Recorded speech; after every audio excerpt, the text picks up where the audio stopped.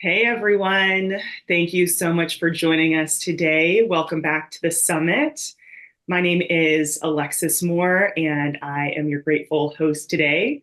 And I am really excited to be joined by Trudy Goodman and Jack Kornfield today. Trudy Goodman, PhD, is a mindfulness meditation teacher and psychotherapist. She's the founder of Insight LA in Los Angeles.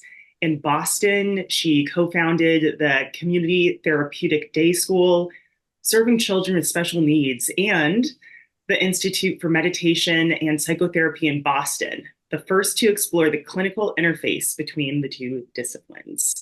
Trudy teaches around the world, and she is a contributing author to the clinical book of mindfulness, compassion, and wisdom in psychotherapy, and mindfulness and psychotherapy. And this is one of my favorite parts. She's also the voice of Trudy, the love barbarian in the Midnight Gospel on Netflix.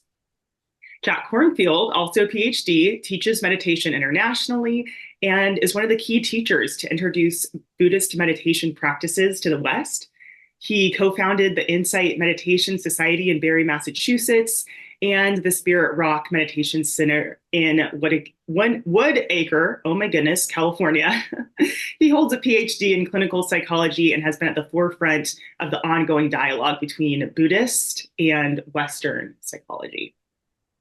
Jack is the author of several books, including No Time Like the Present, Finding Freedom, Love, and Joy Right Where You Are, A Wise Heart, A Guide to the Universal Teachings of Buddhist Psychology, and A Path with Heart, A Guide Through the Perils and Promises of Spiritual Life.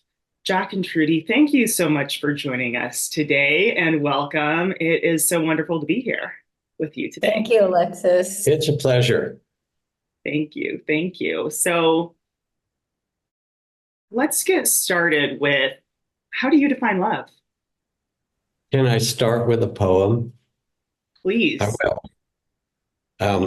Because poetry also is like the music of language, called Everyday Grace. It can happen like that, meeting at the auto repair shop, buying tires amidst the smell of rubber, the grating sound of jackhammers and drills. Anywhere we share stories, grace flows between us. The tire center waiting room becomes a healing place as one speaks of her husband's heart valve replacement, bed sores from complications. A man speaks of multiple surgeries, notes his false appearance as strong and healthy. I share my sister's death from breast cancer, her youngest only 7.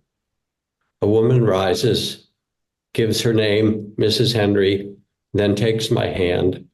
Suddenly, an ordinary day becomes holy ground. There is in us a longing to reconnect from the heart, from our separateness. Maybe we remember being all together in the Big Bang, and it's like gravity wanting to pull all beings together. And it has all these different manifestations. There's different kinds of love, but it feels like it's not only the driving force in life, it's what we are in some way. Even in conflict, the enemies are in some kind of battle where they also want something, they love something, they're protecting. And somewhere very deep in us, is the sense that we belong to each other in all kinds of ways. Archbishop Tutu said in South Africa, if you ask somebody how they are, they always answer in the plural. We are well or we are not well, because even though I'm well, my grandmother might be sick. So I say we are not well. The sense of separation dissolves when the heart remembers that we're actually completely connected in this web of mystery and life.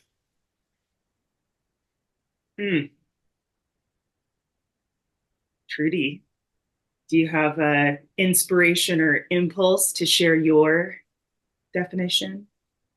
I don't really have exactly a definition to share.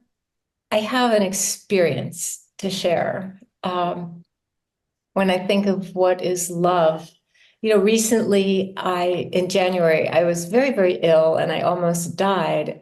And in that experience, I was reminded, and this is going to get to love, I was reminded that, death is very real and it's very close to us. It's closer than we think.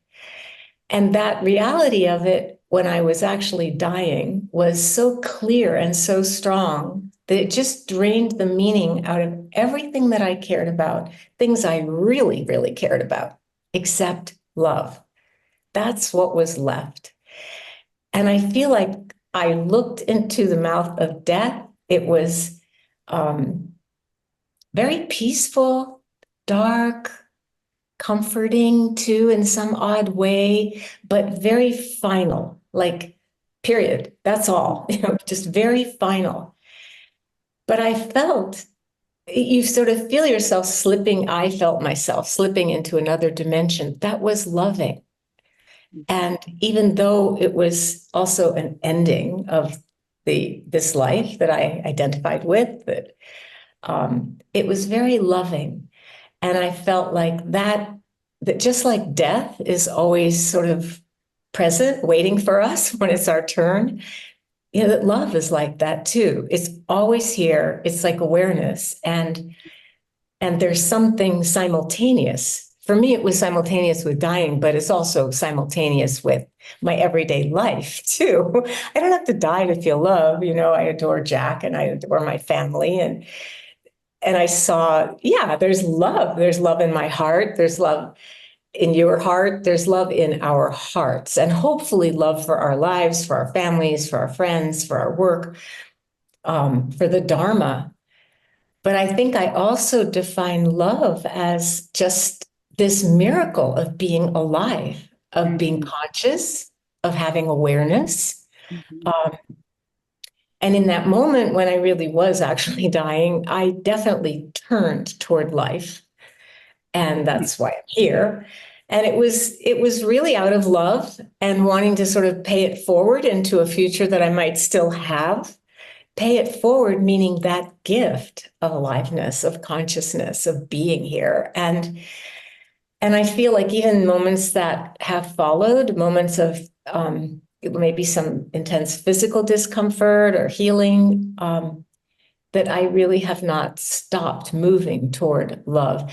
And I think on a really practical level, I would define it too as like Jack being there with me in all these unpleasant, to say the least, moments, and hanging in there and being loving throughout it. And so that, I guess that's a definition of love, is being there when it's not fun. Being there when it's no fun, but still being there and being loving. Huh. Wow. Wow. I mean, okay. I have like 30,000 thoughts from those shares. I want to share, just briefly go back to one image, Jack, that you provided of the Big Bang. And I just love that because it's, the Big Bang is kind of this, in my mind, this like scientific, separate from spiritual thing. And then how you just defined it, it's like, oh no, we were all together. And that, I don't know, that feels very real. Like we were all together and now we're all separate. And there's some force that's kind of like, oh, but we're connected. I don't know. For some reason, that image was kind of hit me. And I'm curious. Thank you, Trudy, so much for sharing your experience through your kind of grappling with illness. And you described Jack being there as one expression of love, too, kind of a practical way. Jack, what was that like for you? Being with Trudy through that time. And yeah, how does that, it was long. Something about love comes in there. So it was long and it was hard. It was hard being in the hospital. It was really scary to see her that sick and really on the verge of dying, and many, many days of doctors and treatments and things to see if she could really come back and live. So there's some way for me loving her. Um, I felt a lot of it. Mm, And as I said, yes, it was scary. And to me, part of love is dedication. If mm, you choose a relationship with someone, since it's the Love Summit, well, we could talk about universal love and whatever. I think half the people tuning in, okay, how do I love somebody? How do I make this? How can, yeah. And I'll have to say that I've never felt more loved than by this woman sitting next to me. So that's just lights up my life. It's an amazing thing to have somebody love you that much. So there I was, and it was uncomfortable and scary and painful, and it went on a long time. And for me, love is not only is it a reality, we are love, but it's also a practice. When I do marriage ceremonies and I have those two people standing, gazing lovingly at each other, I say, when you go to the used car lot, there's a sign in the window of the used car that says "as is," right? Do you, I name them, do you take each other as is? Without the idea that you're going to fix them or get something or like businessman exchange. It's just, and with Trudy, it was the only thing to do. It was hard and it was all and moving and exhausting, and I wouldn't have done anything else. mm. So, when you're talking about this practice, maybe this would be a nice time for us to spend a few minutes in a little practice of Yes. experiencing, expressing love, Yeah, cultivating. let's do that. I would like to do that. So I want to encourage everybody to be comfortable. You don't have to get into whatever special posture you've been taught. Just be at ease and lower your gaze or close your eyes, whatever's most comfortable for you. And this is a meditation about being loved by your breath, by the breath of life itself. So just beginning, taking a deep breath in and releasing. One more time, breathing in the aliveness of this moment. And breathing out any tension, just relaxing.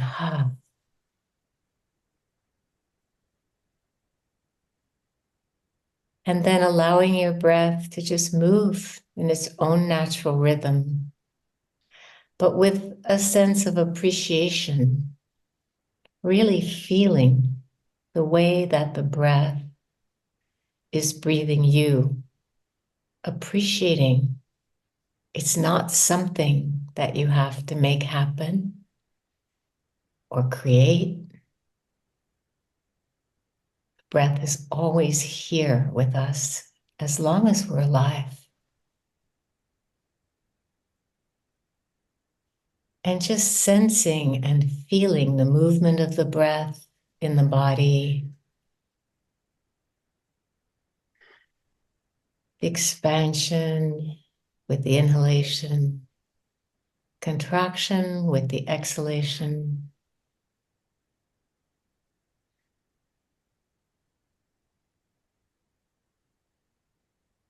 Appreciating how the breath is always here.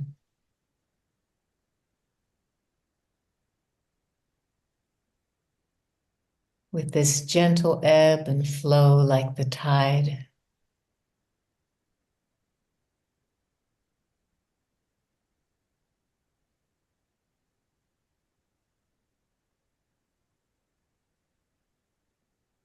And this is how we are loved by the breath that doesn't ask anything of us and keeps us alive, moment by moment, awake, alive, breath by breath.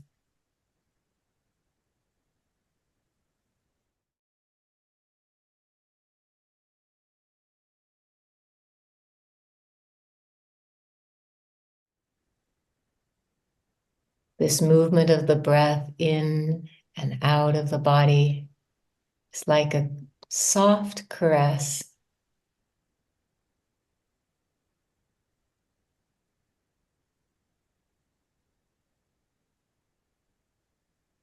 Perfectly attuned to whatever state you're in, moving faster or slower, according to whatever your body needs.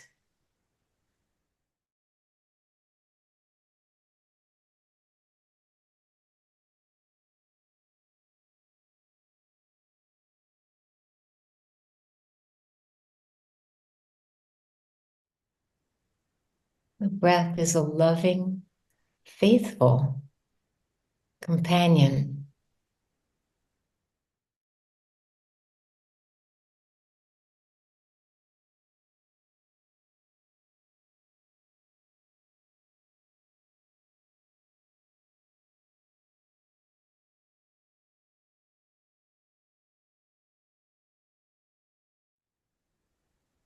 And with the next out breath, just feel the whole body relax, being held in this great aliveness that we call our life.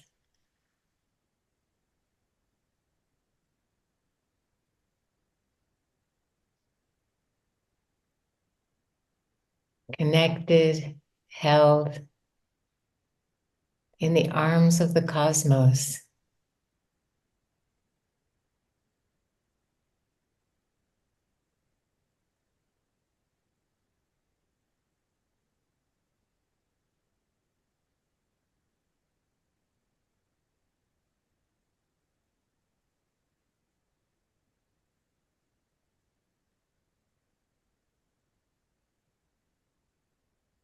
And when you're ready, gently opening your eyes.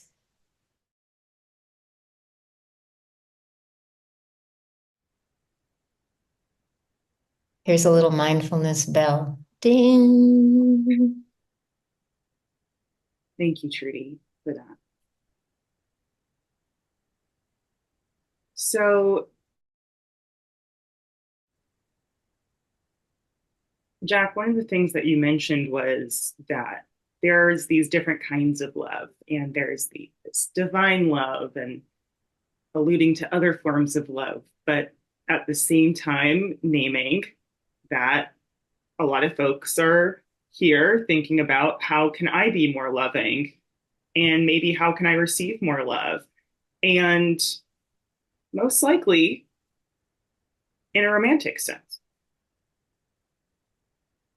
So, well, what can we do about this impulse to place romantic love as this kind of highest form of love and this preferred kind of love to these other forms of love that sometimes make these other vast array of forms of love just seem a little lackluster in comparison? I'm curious what you think about that. They're all great flavors. That's the first thing. Erotic love is fantastic. Romantic love, when you can find it, is beautiful. You know, love for nature, love for chocolate. There's just many kinds. Love for the divine, seeing the sacred. Thomas Merton was walking down the street in Louisville, Kentucky, and there's a public monument for this mystical revelation. He said, I was trying to be holy in the monastery, and we were all trying to love. And then I came out and I was walking down the street in a business district at Walnut and 4th Street. And suddenly I could see the secret beauty behind the eyes of everyone who walked by. It was as if I could see the divine in them. And the only problem was I wanted to fall down and bow and worship each one. If only we could see each other that way, he said. What's important is not that we get fixated. Love is actually, it's got waves, and sometimes we have romantic love. Sometimes we have difficulty. Part of being with Trudy during that really hard time is I didn't want to see her suffer. So love also means bearing witness to and staying present for. And it means we also get vulnerable in a way. If you want to be close to people, and Zen Master Dogen said to become enlightened or awakened is to become intimate, intimate with each other, intimate with the world. But if you want to get close, it's dangerous. There's this Pfeiffer cartoon, and it shows a woman on her knees with her hands looking at the sky saying, "But I love you." And he's got his hands on his chest, leaning back, and he says, "Don't you threaten me," you know. And so we get, there's a vulnerability because we think of ourselves as separate or been hurt in love. If you see love as a practice, which Trudy just taught, and there's this beautiful metta loving kindness practice, if you practice it, not as, okay, I should be loving, but as an act of love, it starts to grow. It's like you water those seeds in the inner garden, and you can start to see the beauty in people, even though they're difficult, you see them, it grows. So taking love as a practice is an amazing thing, and it changes your life. Wow, taking love as a practice. Trudy, could you share with us a little bit more about that and what taking love as a practice means to you or how you've experienced it? Well, I think it's like in any moment we have a choice. We can be present or we can be distracted, for example. We can be obsessed and preoccupied with our various troubles and worries, or we can take a deep breath and just open to what's here in this moment. And then we do get a chance to fall in love, like Thomas Merton, like Jack was talking about. Because when we're really fully present, without any agenda about, and it's not easy to do, but we can do it in certain moments. And those are moments of illumination. My first teacher, the Korean Zen teacher, Daesan Sanim, he used to say, getting enlightenment is easy, but keeping enlightenment is hard. In other words, we can all have these moments of presence, with a sunrise or a sunset or a lover, and fall in love with life. But sustaining that as a practice, that's harder to do. It's like falling in love is pretty easy, but staying in love takes mindfulness. Because as much as I adore Jack, there are moments when I fall out of love for a minute or two. Shocking. Mostly when he isn't doing something I want, or it isn't going the way I think it should in any given moment, right? That's just natural. But making that choice, because we are practitioners, we're practicing being aware. So when a mind state comes that is not of love, there's a choice.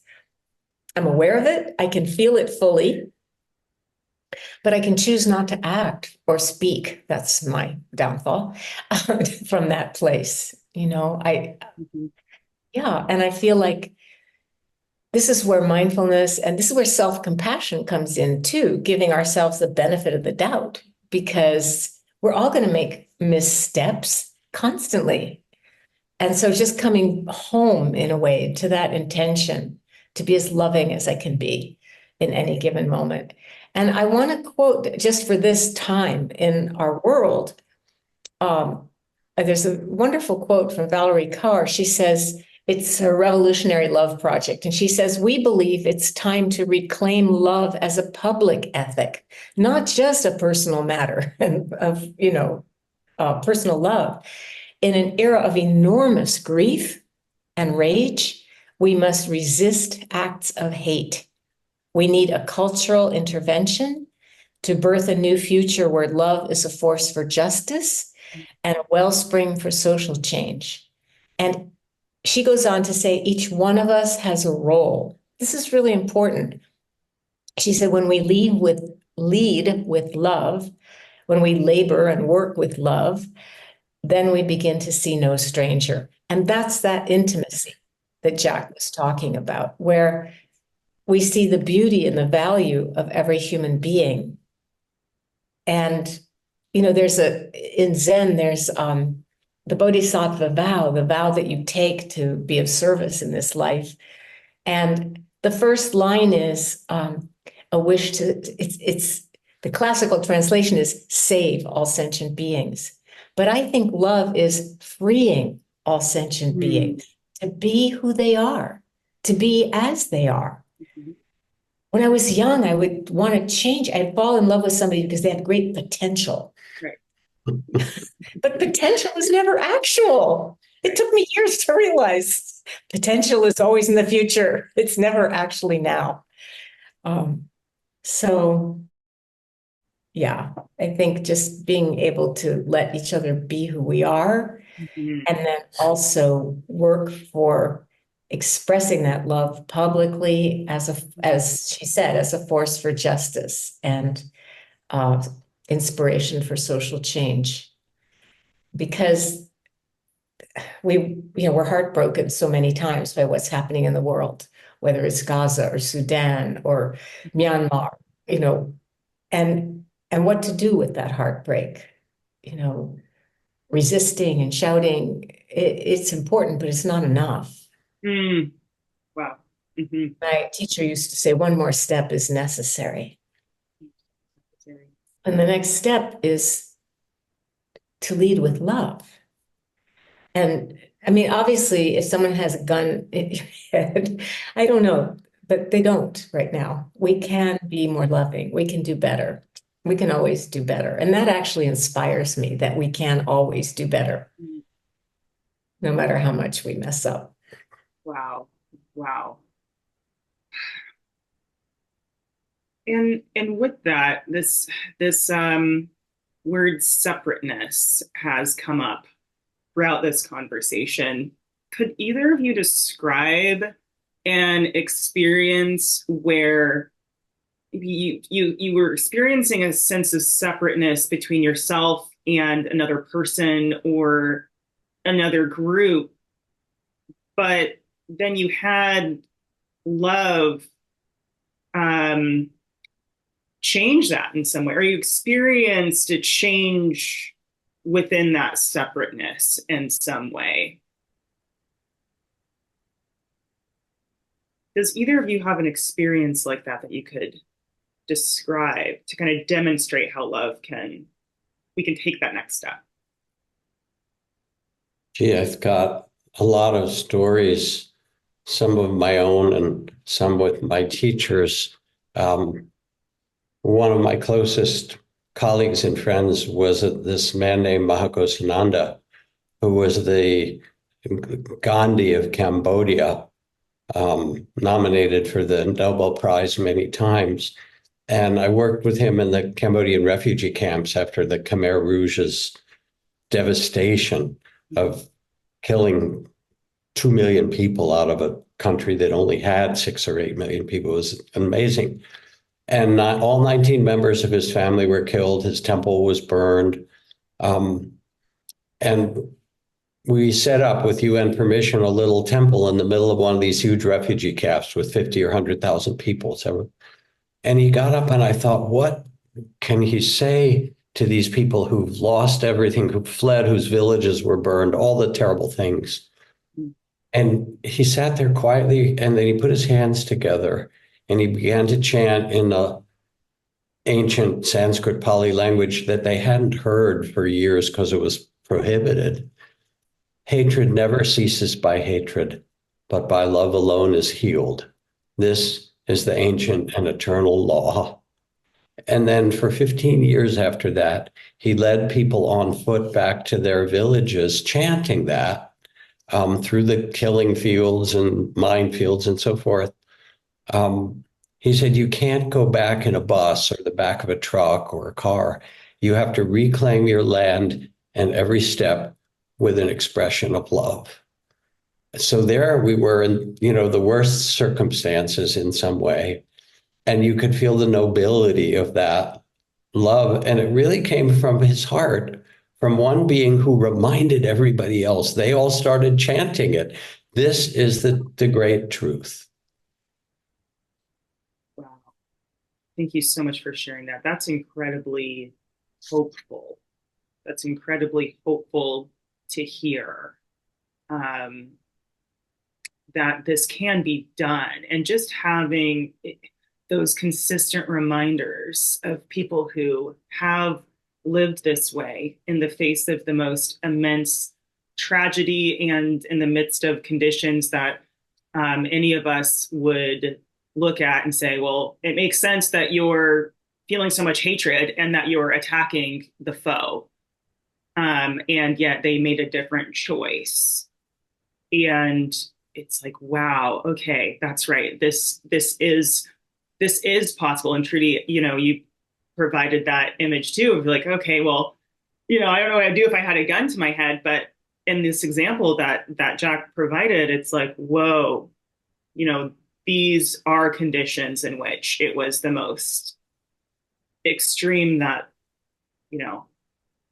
the most extreme violence that I could think of, and that choice to respond in a way that's not violent in return was still made. I mean, we revere people who are like that. They're the saints of our world, really. And they're reminders Yeah. of what's possible for us as human beings. Trudy, would you be able to share with us a experience where love impacted your teaching approach, or an experience of love impacted how you approached teaching or doing psychotherapy? Oh my gosh, 50 years of, how do I pick one? Yeah, here's a quick one. Years ago, when I was practicing psychotherapist in Cambridge, Massachusetts, a woman called me wanting psychotherapy, and I was full up. I did not have room for anybody else. I had a waiting list already. And she began to, she made it sound like she'd already done a lot of work on herself, and it was just this one thing and it wouldn't take that long. And so I said, sure. And we met, and I won't enumerate the problems she had. They were enormous, long-standing, not gonna change fast. And I was upset. I was mad at her, actually. Not for her suffering, but for having sort of wormed her way into my life when I didn't have time. And I remember talking to a colleague who was really my mentor for many years, Dick Chasen. And I was telling him, I find myself, this poor woman, I'm annoyed with her. And he said, is there anything that you could love about her?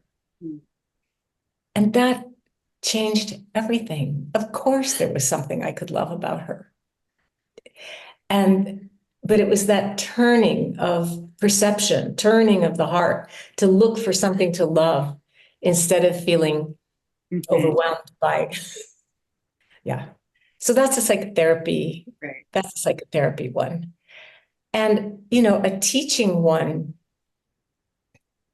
I don't know, I feel like my life of working with children really helped me, because I can look at adults and see their development from childhood, and I can always love children. No matter, I worked with the most distressed and disturbed and dysregulated and obnoxious at times children who had sonar for one girl. She just knew whatever it was we couldn't really tolerate. My co-teacher, this was in a classroom of that school that I co-founded in Boston, and I was teaching in this classroom, and this girl knew that my co-teacher, more than anything, really didn't like boogers, and she would take her boogers and smear them on him.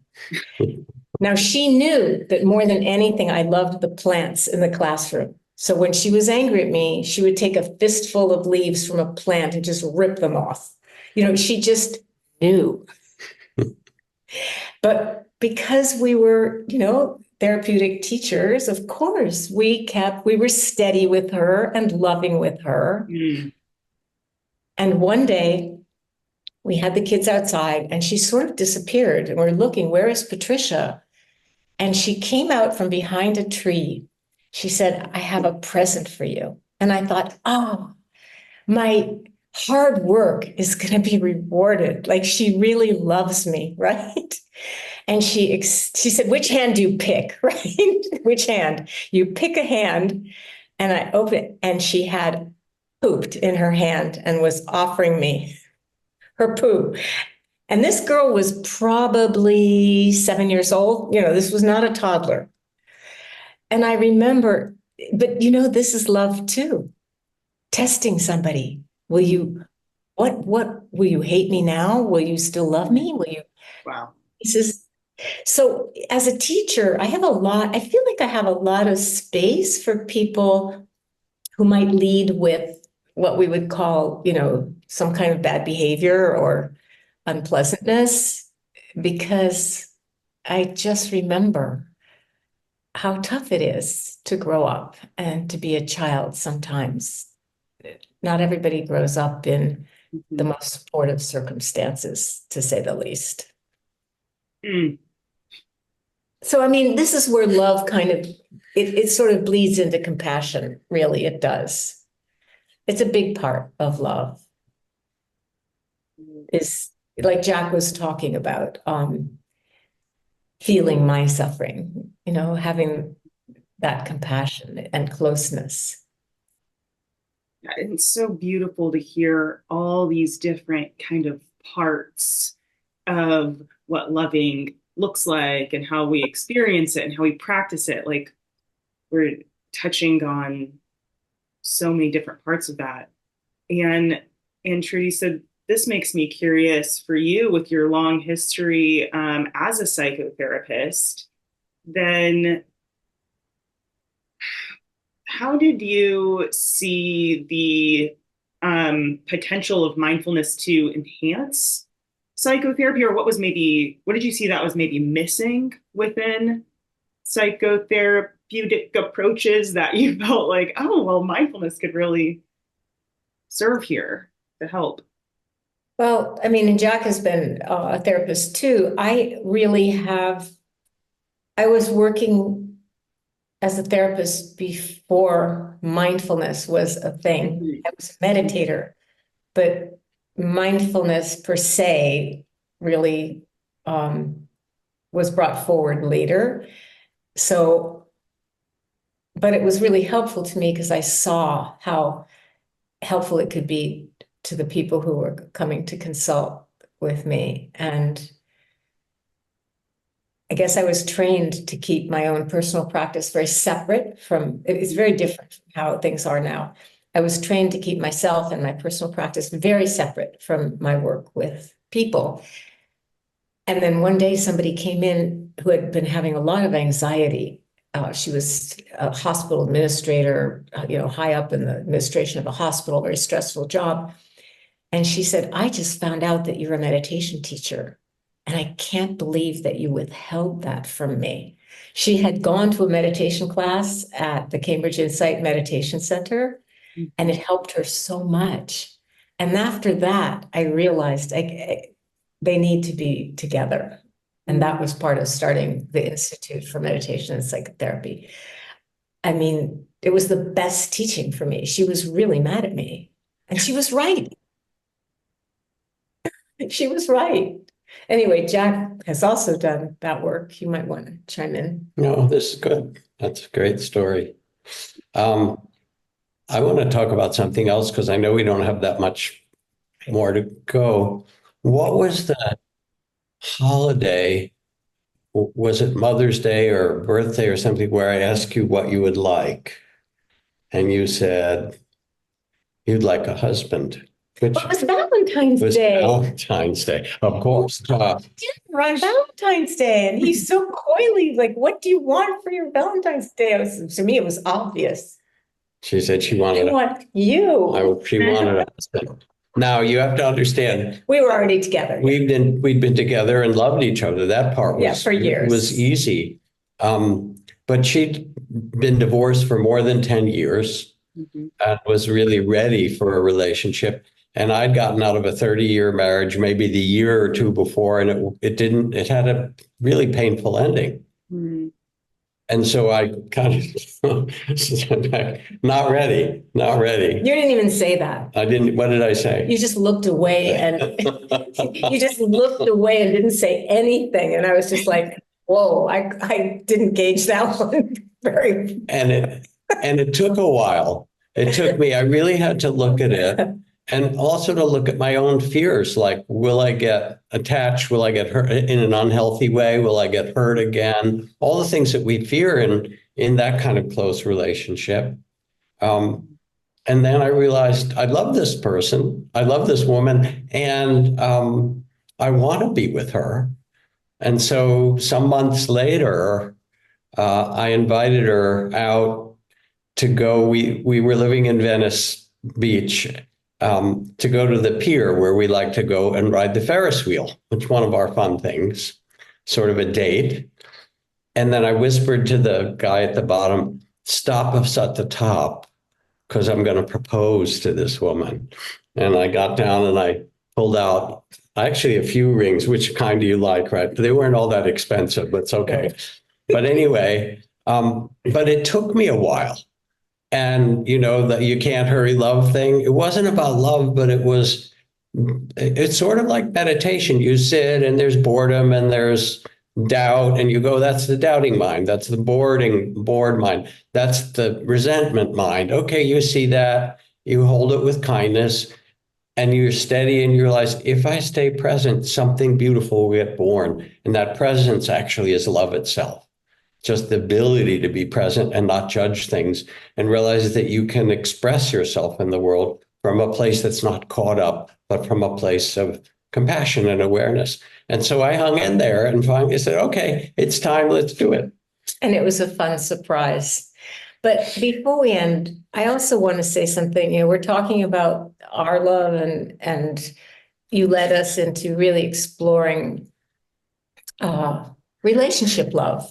And that's beautiful. But I also want to encourage people to love themselves and to have a loving relationship with yourself as best you can through practices of loving kindness and meditation, and to really honor yourself and your body. There's a beautiful phrase, again, in Zen from Dogen. Take good care of yourself and this body, which is the fruit of many lives. You know, all of our ancestors are embodied in this body. And so I just want to encourage everybody to honor your precious human birth, whatever intention you have for your life. And it doesn't matter, success or failure, just your aliveness. This is what I really saw in the hospital. Your aliveness is what's important, and is a contribution to life. And as we get close to the end, also the piece I want to add is about the practice of loving kindness, or metta practice, as it's called. And it's on Trudy's website and mine, so forth. There's lots of versions of it. I decided to make this a year where that was the practice that I did, just this. And so I sit and I do loving kindness phrases of well-wishing for myself, and I picture others. The cool thing is, when I go about in the marketplace, I still do it. And I see people and I get annoyed. I'm in the grocery store and somebody's blocking the aisle and I don't have much time. And then what I start to do is, it's kind of like what Trudy was saying. I look at them and I imagine them, I picture them as a 5-year-old, as a kind of innocent kindergartner. You can see it in them, and how beautiful they were then. They were in trouble, but beautiful. And I see their original innocence, their original goodness. And when I see it, then all that judgment falls away, and I just bless them and wish them well, and I move on to the next. And it becomes a training that we can do, a channel, if you will, but it's really a state of consciousness. And that's why the practices themselves are the treasure. Yes, love is the beautiful thing. And in this political time, I do it for political figures. I do it with people that I work with where there's conflict. And use metta and to see the underlying kid in there and the beauty that was there. Um, and then to have that shift your heart and say, oh, you too, may you be safe and protected and well. It's a beautiful way to move through the world. Yeah, it is. And we're so connected in ways that are invisible. Maybe someday science will understand. We can talk about the quantum field and everything, but the reality is we are connected. And so every time you turn your heart, I turn my heart, Jack turns his heart toward love, it's profound. It makes a difference. I do believe that. Absolutely. Absolutely. How does it transform your day-to-day experience when you are walking through the world from that place of loving kindness? Well, I just, in any moment of doing anything, walking through the world, any activity, I always used to say we're always practicing something, whether we're practicing being distracted or we're practicing talking to a friend, we're always doing something. So could that something be caring and friendly and warm and kind? Walking through the world, sometimes I can hardly stand it. It's so beautiful. It makes me cry. That's the truth. Mm-hmm. Mm-hmm. Thank you for sharing that. And it's like that beautiful demonstration of that this is a practice and it's inclining your mind in a new direction. And it's something that you can practice. It's not something that is there or it's not. Yeah, Exactly. no one gives it to you, and no one can take it away. No one. Mm, mm. And when that like inclination towards that caring and towards that kindness and towards recognizing other people, another person at the grocery store as as another extension of love, just as you are, as you incline yourself towards that, then how does that deepen your relationship with yourself? What kind of relationship with yourself does that also help create? It changes your consciousness. You start to live more in a field of love. It's that simple. You see with the eyes of love, or you wake up and you can ask this beautiful question: what would love have me do today? Mm. And that question illuminates your life in some way. Trudy? There's a teaching that I love from the Buddha where he talks about these practices and doing these practices. He said it's like walking in the mist. Like you don't feel it right away, but at some point it just soaks your clothes and you realize, oh, I'm soaking wet. But it's gradual, that you just realize at some point you're not looking at the world the same way. And it doesn't have to be this huge aha experience. It can be, but then you have to live from that experience too. And I'm really, for myself at least, like gradual training, gradual work at it, gradual practice. And then suddenly, whoa, I'm soaking wet. Yeah. That does sound freeing, and it gave me this image of kind of being love, and in that being of love, then it's like that's what you're giving out, which kind of changes the posture from like, I need to get it, and it's kind of being and well, you already have it. You already have it. remembering. It's like remembering what's real. you already have it. It's just we forget and get distracted and it gets covered over with traumas and things, but we already have it. We are it. Jack and Trudy, thank you so much. And can you please share with us how we can connect with you and your work and these loving kindness practices that we've just mentioned? Well, we both have websites, jackkornfield.com, and there's all kinds of guided meditations. There's a guided practice of loving kindness, guided practice of compassion, guided practice of forgiveness, and so forth that you can find. And of course, all our teachings in different ways. And the same for Trudy. Yeah, my website is trudygoodman.com. My Instagram, I put some creativity into the Instagram. It's Trudy_Goodman. And I try to intersperse, teachings and uplifting things with also calling attention to things that are more painful in the world. Mm-hmm. So that's another way. And on my website is the calendar of teachings. I am stepping back somewhat to give my body time to recover from all this. It just happened in January and February, but I am teaching and you can find me there. Thank you so much. And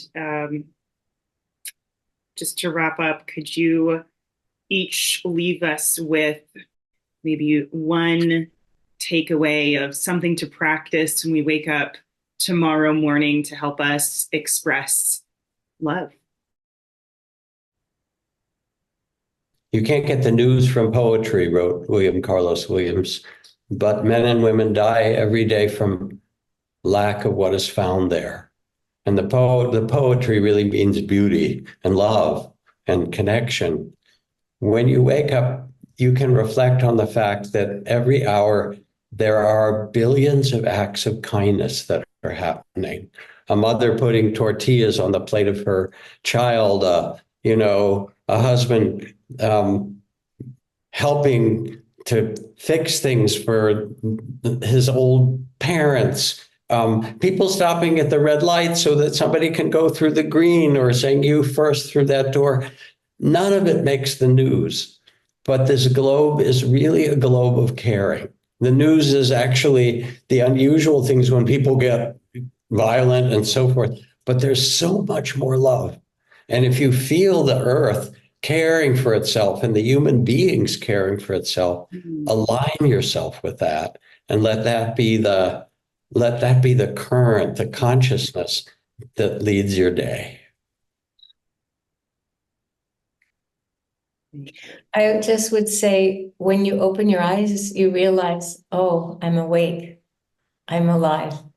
And even if your life doesn't feel good or like something to celebrate, as my mom used to say about growing old and the difficulties, she'd say, but then I think of the alternative.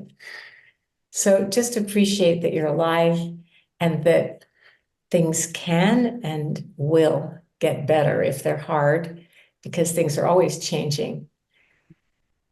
And if you feel moved, you can think of something, just one little tiny thing, sweet thing that you can do for yourself or somebody else that day. Beautiful. Thank you so much. Thank you for being here, and it's just lovely to talk to you. Thank you. Thank you, Alexis. Thanks, Alexis. What a pleasure.